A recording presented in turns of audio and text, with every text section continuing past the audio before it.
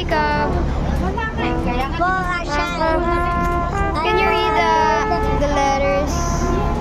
I think this word's called octopus, but it's just Mandarin.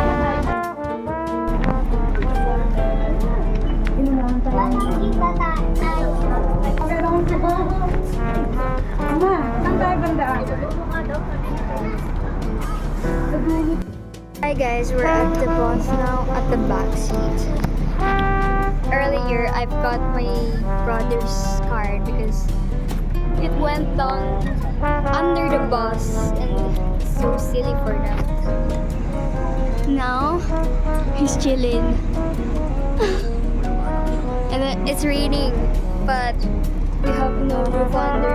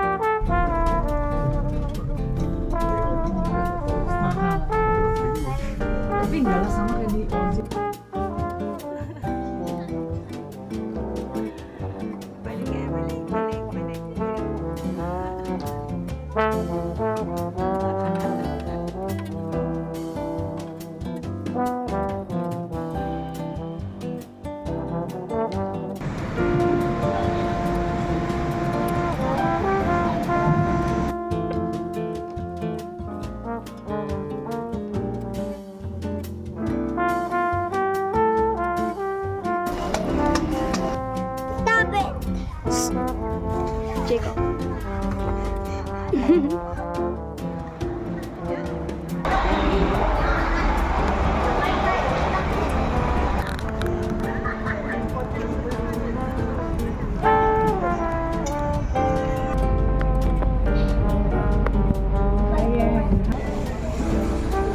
This is the pier.